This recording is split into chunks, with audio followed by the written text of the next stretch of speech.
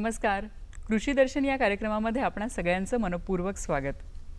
मंडळी, हिवाळा आला म्हणता म्हणता आता हिवाळा सरला आणि उन्हाच्या झळा आपल्याला जाणवू लागल्या आहेत. उन्हाळा सुरू झालाय. आता ऋतुचक्राप्रमाणे ऋतू बदलत जाणारच आणि ह्या ऋतूंप्रमाणे आपला आहारही बदलत जातो.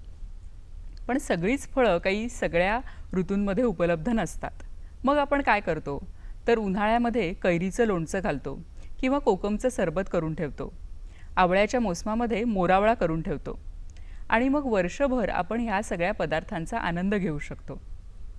आता आपल्यासाठी आपण हे सगळं करतो, तेच जनावरांसाठीही केलं तर? आपल्याला माहिती आहे की हिरवा चारा हे जनावरांचं आवडतं खाद्य आहे. पण हिरवा चारा काही वर्षभर आपल्याकडे उपलब्ध नसतो.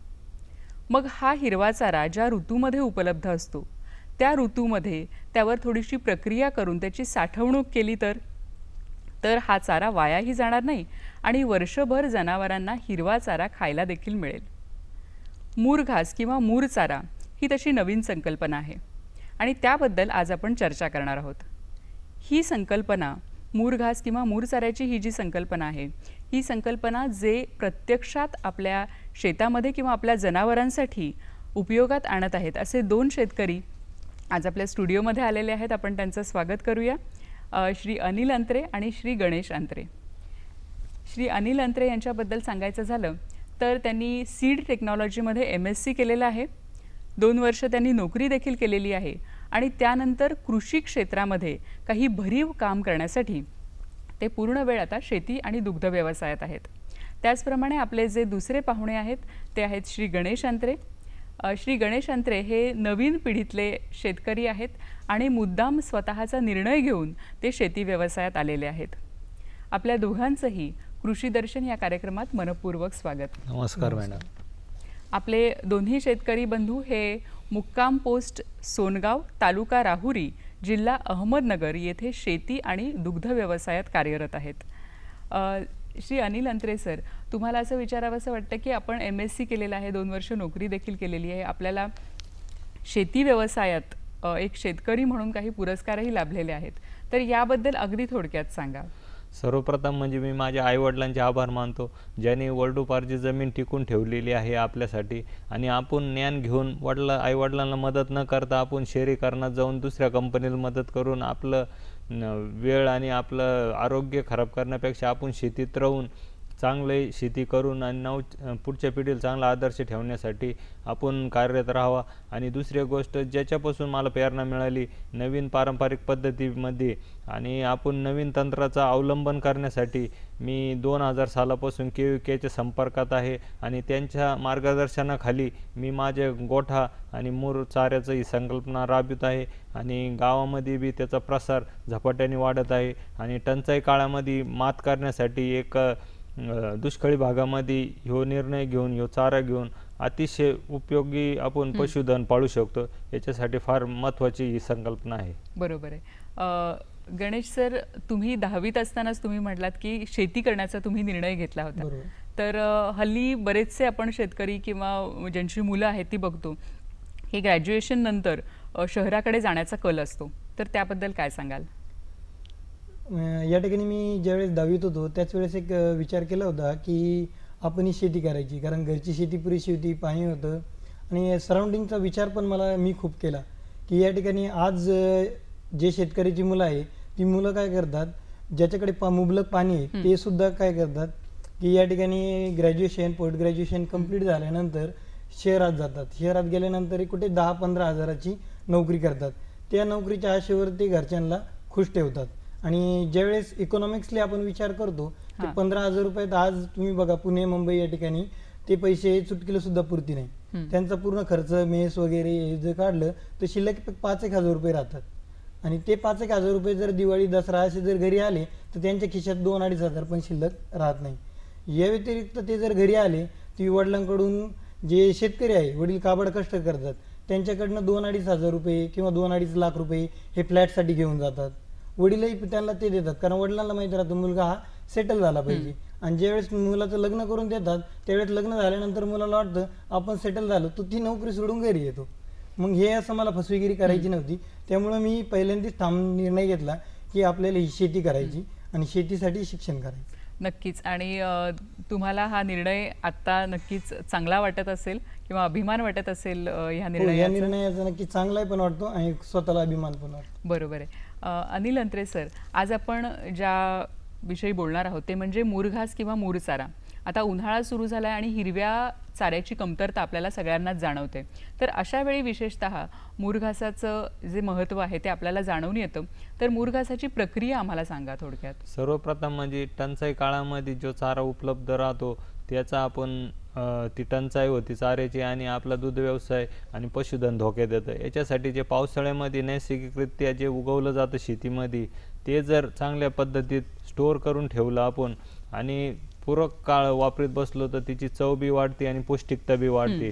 जसं तुम्हाला उदाहरण सांगायचं तर कैरीचं लोणचं जर आपण करून ठेवलं आणि वर्षभर ते आपल्याला चवीनुसार खातो, त्या पद्धती चापकटने छोटे छोटे 2 ते 2.5 इंचाचे तुकडे करून एक हवाबंद पिशवीमध्ये त्याच्या 3 प्रकारे पण हवाबंद त्याचे तंत्रज्ञान हवाबंद करून आपण ठेवलं आणि त्याची पौष्टिकता वाढती बी आणि दुधाचं त्याचं रूपांतर बी राहतं आणि गाईला पचण्यासाठी त्याचं आरोग्यसुद्धा व्यवस्थित राहतं. असं हे तंत्रज्ञान आहे. आणि सर, हा जो चारा आपण गोळा करायचा असतो हा कुठल्या मोसमामध्ये किंवा कुठल्या ऋतूमध्ये साधारण गोळा करतो? सर्वात प्रथम म्हणजे एक आता उदाहरण देतो तर मकेचं झालं तर जे एक दल दूध आले ते 70 म्हणजे फुलोऱ्यात येण्याच्या पूर्वीची स्टेज पोटरत असताना द्विदल झालं तर थोडंफार फुलोऱ्यात आल्यावर आणि हे जे राहतं का त्याच्यामध्ये ज्यावेळेस फुलोऱ्यात येतो त्याचे म्हणजे मकाचं जर झालं तर 70 ते 75 दिवसामध्ये ज्यावेळेस दाना मकाचा तुरा फेकल्यानंतर जे कणसामध्ये दाणे भरतात आणि चिकळी अवस्थेत राहतात त्यावेळेस ते एक खटी कट करणे, जर जास्त ओलावा असेल तर थोडाफार सुकवणे आणि ते तुकडे करून हवाबंद ठेवणे बॅगमध्ये. बरं. गणेश अंत्रे सर, मला असं सांगा की ह्याची साठवणूक कशी केली जाते? याची जी साठवणूक आहे ती प्रथमतः 3 पद्धतीने केली जाते. बरं. या ठिकाणी जे छोटे शेतकरी आहे की ज्यांचे 1-2 गायी आहे त्यांच्यासाठी बॅग पद्धत, एक बॅग असते, मोठी बॅग असते 1 टनाची, त्यामध्ये एक प्लास्टिकची पिशवीचा आकाराची असते. बरं. 4 जणांच्या साह्याने ती बॅग जी आहे ती पूर्णपणे तुडून भरली जाते. ती झाली पहिली पद्धत. दुसरी पद्धती जमिनीवरलं बांधकाम करून, त्या ठिकाणी आपण हौदात जसं पाणी साचवतो त्या पद्धतीनं हौद बांधला जातो. साधारणतः हौदामध्ये ट्रॅक्टरच्या साह्याने ती जी मका आहे ती तुडवली जाते. त्याच्यामुळे ते जे बांधकाम करताना शेतकऱ्यांनी ते विशिष्ट त्याची पद्धतीने त्याची काळजी घेतली पाहिजे. ती झाली जमिनीवरलं. आणि तिसरी जी पद्धत आहे ती जमिनीमध्ये JCBनं खड्डा घेऊन, या ठिकाणी JCBनं जसं वर हौदाचा आकार आहे त्याच आकाराचा जमिनीमध्ये खड्डा घेतला जातो व त्या खड्ड्यामध्ये 500 मायक्रॉनचा शेततळ्याचा कागद पूर्णतः अंतरला जातो व त्यावरती मका किंवा ज्या वस्तूचं आपल्याला सायलेज बनायचे ते टाकून ते ट्रॅक्टरच्या साहाय्याने प्रेस केलं जातं. या 3 पद्धती. बरोबर. म्हणजे ह्या पद्धतीमध्ये, या तिन्ही ज्या पद्धती सांगितल्या त्यामध्ये चारा आहे हा दाबून किंवा प्रेस करून भरला जातो, करून ठेवला गेला पाहिजे. बरोबर आहे. सर, हा जो चारा आहे त्यावर प्रक्रिया काही केली जाते का? सर्वप्रथम म्हणजे त्याच्यामध्ये आता मार्केटमध्ये भरपूर सायलेज बॅक्टेरिया राहतात जे स्प्रे केलं जातं. सर्वसाधारण घरगुती उपाय आपलं जे ताक आपण करतो त्याचं जे पाणी राहतं ते जर बी पंपात भरलं, आपण 15 लिटरला 1 लिटर जर टाकलं आणि ते प्रत्येक 1 टनाच्या हिशोबाने स्प्रे जर केलं तर ती एक पद्धत आहे. त्याच्यानंतर 1 टनाला 4 किलो मीठ जरी मारलं त्याच्यावर तर त्याच्यात बी मुरण्याची प्रक्रिया होती. आणि सर्वात प्रथम ज्यावेळेस हे दाबून ठेवू आपण, वरून त्याला घाम येतो ते हवा बंद केल्यामुळं, जर वाळेल भुस्सा जर टाकला त्याच्यावर आणि त्याच्या आधी मीठ टाकलं आणि भुस्सा टाकला तर मग ते वरचं 4 इंच जे खराब होतं किंवा बुरशी लागती तर ती बुरशी लागत नाही आणि आपला चारा बी व्हायला जात नाही याच्यासाठी. बरोबर आहे. म्हणजे खरं तर अगदी साधे उपाय आहेत, घरगुती आहेत. म्हणजे मीठ म्हणा किंवा ताकाचं जे पाणी आहे ते आपल्याला घरगुती वापरामध्ये आपण उपयोग त्याचा करू शकतो. गणेश सर, असं सांगा की हा जो चारा आहे तो प्रक्रिया केल्यानंतर साधारण तो पूर्ण तयार व्हायला किती दिवस लागतात? या ठिकाणी प्रक्रिया केल्यानंतर जी अनिलजींनी आता जी प्रक्रिया सांगितली ती प्रक्रिया केल्यानंतर साधारणतः त्याला 45 दिवसाचा हा कालावधी लागतो. आणि प्रथमतः मी एक सांगू शकतो की त्यावरती जो आहे बॅग करा, जमिनीमधला खड्डा करा किंवा जमिनीवर हौद बांधून तुम्ही त्या पद्धतीने करतो. त्या पद्धतीमध्ये एक छोटासा प्रॉब्लेम आहे की ज्यावेळेस आपण क्लोज करतो, पॅक करतो, त्यावरती तो 3 बोटाचा जो आहे तो बुरशीचा थर हा येणारच असतो. त्यासाठी आपण उपाययोजना केलेल्या आहेत, गव्हाचा भुसा वगैरे. तर बरं. या ठिकाणी ते जी मुरण्याची प्रक्रिया आहे ती साधारणतः 45 दिवस झाल्यानंतर 45 दिवसापासून जे आपण घालायला सुरुवात करतो, मग तुमचा जो योग्य आकाराचा खड्डा असू द्या, बॅग असू द्या, ते संपूपर्यंत आपण घातलं पाहिजे. बरं. आणि एकदा हा चारा तयार झाला 45 हो. दिवसानंतर, तर तो टिकतो किती दिवस? किती दिवस आपण तो वापरू शकतो? त्याची साठवणूक अशी आहे का आपलं पशुधन किती आहे आणि हां. आपल्याला चारा किती उपलब्ध करायचा त्यानुसार आपण त्याचं गणित करून चांगल्या तज्ज्ञाकडून म्हणजे त्याचं 1 स्क्वेअर फुटाला 16 किलो बसतो. बरं. या हिशोबाने एक गाईला म्हणजे एक पशुधन जर एक गाय जर धरली आपण तर तिला 9 टन लागतो. 9 टन 125 म्हणजे बरं. सर्वसाधारण 10 टन लागतो. त्या हिशोबाने आपण खड्डा किंवा पिशवी किंवा हे वर बांधकाम केलेलं याचं हे करून त्याच्यामध्ये तो भरला जातो आणि आपल्याकडे किती गाय आहे ह्या हिशोबाने आपण जर नियोजन करून भरलं तर तो आपल्याला 1 वर्षाचा आणि किंवा जर जास्त प्रमाणात असलं तर तो कमीत कमी 4 ते 5 वर्ष टिकू शकतो. बरं. म्हणजे 4 ते 5 वर्ष हा एकदा भरलेला चारा टिकू शकतो जर शकतो. व्यवस्थित हो. त्याच्यावर प्रक्रिया केली असेल तर. हो. सर, असं सांगा की उत्तम प्रतीचा मूरचारा हा आपण कसा ओळखू शकतो किंवा त्याचे काही निकष आहेत का त्यासाठी? हो, त्याचे निकष आहे जे करून आपण मूर चारा बनवणे मकाचा आम्ही जास्त भर देतो. बरं. ते यासाठी की मका जी आहे, आज मकामध्ये सर्वात जास्त प्रोटीन आहे. मग यावेळेस आमच्याकडनं सुद्धा स्वतःकडनं काहीतरी चुका झाल्या होत्या. बरं. या ठिकाणी आम्ही काय पानकळ्यामध्ये मका कट केल्यानंतर सरळ ती कुट्टी मशीनमधनं घालून मूर साऱ्यासाठी तयार केली. बरं. बॅगमध्ये भरली, काही हौदामध्ये भरली, ट्रॅक्टरच्या साहाय्याने प्रेस केली. ज्यानंतर आम्ही ती मूर घास काढण्यासाठी सुरुवात केली त्यावेळेस आम्हाला असं जाणवलं की बुरशी खूप जास्त आलेली आहे. अच्छा. बुरशी जास्त आली. यानंतर आम्ही प्रवारा केविकेच्या सानिध्यात ते कंपल्सरी असतो. ज्यावेळेस बुरशी आली त्यावेळेस आम्ही त्यांना फोनवर सांगितलं. ते इमिजिएटली 1-2 तासामध्ये ते आले. एवढा चांगला प्रोजेक्ट आहे, हे असं होऊ शकत नाही. त्यावेळेस त्यांनी आम्हाला विचारलं की या ठिकाणी तुम्ही कसली प्रोसेस केली. आम्ही सांगितलं पाऊस चालू होता, आम्ही तोडलं या ठिकाणी. त्यावेळेस त्यांनी आम्हाला ती जी आहे गायकवाड साहेबांनी आम्हाला पूर्णतः सविस्तर ते सांगितलं की या ठिकाणी मका कट झाल्यानंतर ती या ठिकाणी तिच्यात जर मॉइश्चर जास्त असला, या ठिकाणी तिचा 80-90% मॉइश्चर असला तर तो मॉइश्चर कमी झाला पाहिजे. कारण ज्यावेळेस मॉइश्चर असतो आणि ऑक्सिजनची संपर्क येतो त्यावेळेस बुरशी ही साहजिक बरोबर आहे. लागणार आहे. त्यामुळे तुम्ही मॉइश्चर आधी 1 दिवस तोडा. 1 दिवस तोडल्यानंतर ती वावरामध्ये शेतात तशीच राहू द्या. तिच्यातला मॉइश्चर कमी होईल. त्यानंतर तुम्ही कुट्टी मशीनमधून कुट्टी करून तुम्ही मुरघास बनवू शकता. त्याची दुसरी पद्धत आहे जी सोपी पद्धत सांगतो. या ठिकाणी कुट्टी मॉइश्चर किती आहे एक थर्मामीटर वगैरे लावून तर काय आपण बघू शकत नाही, कारण शेतकरी माणसं आहे.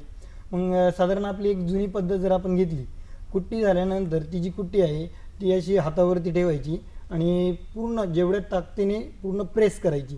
प्रेस केल्यानंतर जर सपोज तो जर गोळा आहे तो जर असा पूर्ण चिकटून राहिला तर समजून टाकायचं तिच्यात मॉइश्चर आहे. मग ती सुद्धा चालणार नाही. मग कशी चालेल, परत प्रेस करून ठेवायचं. प्रेस केल्यानंतर तो जो बॉल आहे तो दमाने असा उकलला पाहिजे. गणेश सर, मला असं सांगा की पशुपालन जेव्हा आपण करतो तेव्हा दुग्ध व्यवसाय हा मुख्य व्यवसाय असतो, पण दुधाबरोबरच इतरही अनेक उत्पादनं असतात, तर त्याच्याबद्दल काय सांगाल? दुधाबरोबर इतर अनेक उत्पादनं असतात. या ठिकाणी आम्ही जे आहे ते प्रथमतः मुक्त गोठे केलेले आहे. मुक्त संचार पद्धतीनं पूर्वी आमच्या गाया ज्या आहेत ते बांधून राहायच्या. बरं. त्यानंतर आम्ही त्यांना मोकळे केल्यानंतर मुक्त गोठ्यासाठी त्यांना तशी परिस्थिती आणि सोय निर्माण केली. या ठिकाणी त्याच्यामध्ये आमचा सर्वात प्रथमतः फायदा असा झाला की शेण जे आहे ते रोजचे रोज काढायची गरज नाही पडली आम्हाला. दर 6 महिने मिळून एकदा आम्ही शेण उचलतो. या पद्धतीनं शेणाचा. आणि त्याच्यात दुसरा फायदा आमचा सगळ्यात महत्त्वाचा असा झाला की शेतीसाठी शेणखत लागतं. आज गव्हर्नमेंट आणि या ठिकाणी मालाचे भाव जास्त वाढत चाललेले आहे. गव्हर्नमेंट आपल्याला सांगतं की तुम्ही ऑर्गॅनिक फार्मिंगकडे वळा.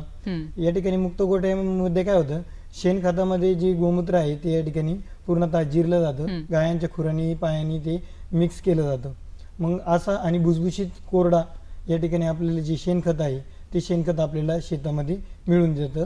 हे दुधाच्या व्यतिरिक्त हा साईड बेनिफिट. बरोबर आहे. आणि या ठिकाणी जर संकलनाचे आपण गट तयार केले, आम्हाला आत्मा अंतर्गत बाबळेश्वर पायरन्स मार्फत अंतर्गत त्यांनी आम्हाला युवकांचे असे गट तयार करायला लावले. त्यांनी आम्हाला सांगितलं की एका युवकाने जरी 100-200 लिटरचं टार्गेट धरलं, असे 20 शेतकरी तुम्ही एकत्र जरी आलात तर या ठिकाणी तुम्ही ते दूध दह्यात रूपांतर करू शकता, ताकात रूपांतर करून पॅकिंग करू शकतात. या ठिकाणी आता त्यावरती आमची प्रोसेस चालू आहे. आणि या ठिकाणी पुढचं उद्दिष्ट आमचं असं आहे की या ठिकाणी जे शेणापासून जो गोबर गॅस मिळतो त्या गोबर गॅसवरती आम्ही असा प्रोजेक्ट राबवणार आहे की या ठिकाणी रिक्षामध्ये पूर्णतः सिस्टीम फिट केलं जाईल. तो गोबर गॅसमधनं गॅस बाहेर काढेल आणि आपला जो घरगुती LPG सिलेंडर आहे त्यामध्ये तो ट्रान्सफर केला जाईल. हा आमचा भावी प्रोजेक्ट आहे. दुधाव्यतिरिक्त पण हे फायदे होऊ शकतात. सर, तुम्ही मला मगाशी बोलता बोलता एक प्रकल्प सांगितला, तो म्हणजे हॅपी काऊ हॅपी मिल्क. तर तुमच्या गावामध्ये हा कसा राबवला जातो प्रकल्प? सर्वप्रथम म्हणजे ज्यावेळेस गाय एखादी किंवा आपलं बी जर उदाहरण घेतलं, आपण एखाद्या खोलीमध्ये जर डांबून ठेवलं आपल्याला, तर आपल्याला डिप्रेशन येतं आणि तणाव येतो मनावर. त्या पद्धतीत जुन्या पद्धतीत जे लोक होते किंवा ज्यांचे मुक्त नाही आत्ता बी गोठे किंवा गाया, का त्यांना बी बांधल्यावर नुसतं बसणे उठणे आणि आपलेच विष्ठेवरच आपण बसणे किंवा टॉयलेटवरच आपण बसणे हे एकदम त्याच्या मनाविरुद्ध कार्य केलं जातं. अर्थशास्त्र काय आहे ते अगदी थोडक्यात सांगा. म्हणजे एका गाईला साधारण मूरचारा जर बनवायचा असेल तर किती खर्च येतो? सर्वात प्रथम म्हणजे मूरचारा जर बनवायचा ठरला तर आमच्याकडं कोरडवाहू शेती किंवा मग आपल्याकडं क्षारयुक्त शेती आहे. त्याच्यामध्ये त्याला 12 ते 13 हजार रुपये एकरी खर्च येतो मका टाकण्यासाठी. नांगरटी, रोटाव्हिटर वगैरे सरी वगैरे जर धरलं तर 12,000 रुपये येतं आणि एका गाईला 10 टन लागतो. आपल्या कॅल्क्युलेशननी 20 किलो जरी धरला 365 दिवसाला तर 9 टन 125, पण आपल्याला 10 टन धरला तर आमच्याकडे 17 ते 18 टन एकरी निघते. तर आपण 12,000चे 6,000 रुपये आपल्याला एका गाईचा खर्च येतो आणि तिचं जे शेण पडतं वर्षाला ते कमीत कमी 2 टेलर राहतं आणि ते 2 टेलरची किंमत आमच्याकडे सध्या 3,000 रुपये टेलर आहे. तिचे 6,000 रुपये होते. म्हणजे शेणामध्ये चाऱ्याचा खर्च निघून जातो आणि उरलेलं दूध आहे आपल्याला त्या गाईने 1 लिटर देऊ अवथा शास्त्रज्ञ सांगते 3,500-4 हजार लिटर दिलं तर तो फायदा आपल्यालाच राहतो त्याचा. नक्कीच. म्हणजे हा जो मूरचारा आहे हा जर आपण आपल्या प्रत्येकाने जर राबवला, ज्यांच्याकडे गुरं आहेत त्यांनी, तर तो नक्कीच आर्थिकदृष्ट्याही फायद्याचा आहे. बरोबर आहे. दर्शक हो, आपण निसर्गाला काही बदलू शकत नाही, ते आपल्या हातात नाहीये, पण आपल्या हातात जे आहे त्याचं जर आपण योग्य पद्धतीने व्यवस्थापन केलं तर नक्कीच ही जी परिस्थिती आहे ही आपल्यासाठी सुसह्य होईल आणि अतिशय आशादायी होईल. सर, आपण दोघेही आज इथे आलात आणि अतिशय सुंदर असं मार्गदर्शन आमच्या सगळ्या दर्शकांना केलं. याबद्दल दूरदर्शनच्या सह्याद्री वाहिनीतर्फे मी आपली मनपूर्वक आभारी आहे. धन्यवाद. धन्यवाद मॅडम.